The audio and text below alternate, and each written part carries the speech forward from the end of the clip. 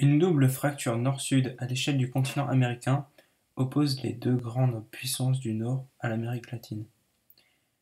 Il y a une opposition socio-économique entre un Nord très développé, les États-Unis, le Canada, et un Sud moins développé avec une pauvreté massive, bien que variable selon les États et en régression. L'Amérique latine demeure la région la plus inégalitaire du monde, caractérisée par des sociétés duales. 10% de la population concentre près de la moitié des revenus.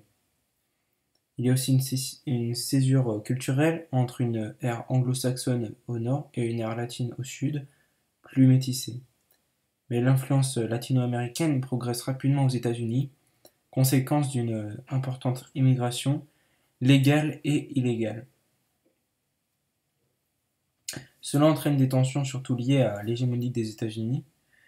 La domination géopolitique des États-Unis sur l'Amérique latine s'est mise en place au début du XIXe siècle avec la doctrine Monroe et s'est confirmée tout au long du XXe siècle avec la diffusion du mode de vie états-unien, la dollarisation des économies, des investissements, etc. Cette position hégémonique a alimenté un sentiment d'anti-américanisme dans toute l'Amérique latine et la dénonciation de l'impérialisme des États-Unis. Un gradient de dépendance décroissant à l'égard des États-Unis s'observe à l'échelle du continent. Les États-Unis exercent une influence et un fort pouvoir d'attraction sur le Canada, le Mexique, l'Amérique centrale et l'ensemble du bassin caraïbe. Alors qu'au sud du continent, le Brésil et les pays du cône sud, donc composés de 4 États, l'Argentine, le Chili, l'Uruguay et le Paraguay, ces pays affirment leur autonomie à l'égard de la puissance des États-Unis. Des États-Unis. Si les tensions de voisinage entre États d'Amérique latine se sont atténuées, les tensions internes aux États, liées aux très fortes inégalités sociales, demeurent très fortes. Par exemple, les émeutes au Brésil en 2013.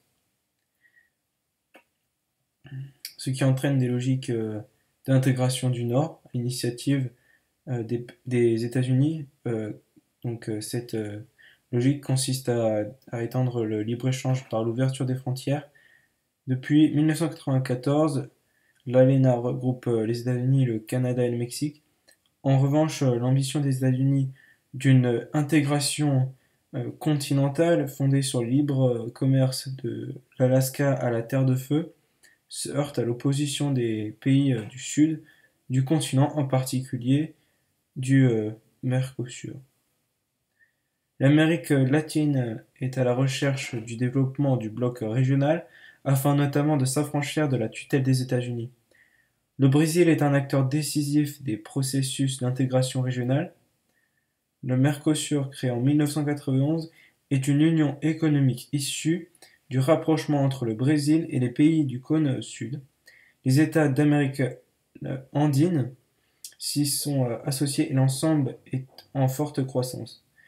Le Venezuela a impulsé l'ALBA, donc l'Alliance bolivienne pour les peuples d'Amérique, pour contrecarrer l'influence des États-Unis.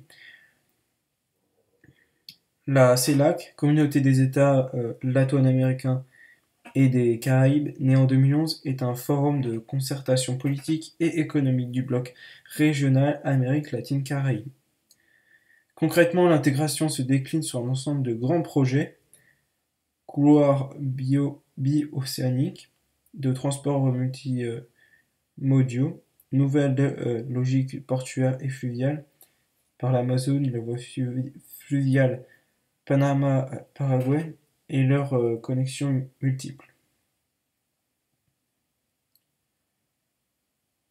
Donc les couloirs bi-océaniques, ce sont des infrastructures de transport transcontinentales reliant les deux façades, l'Atlantique et le Pacifique. Ces programmes sont toutefois handicapés par le poids des distances et des contraintes naturelles, par exemple les Andes, l'Amazonie et l'Alaska.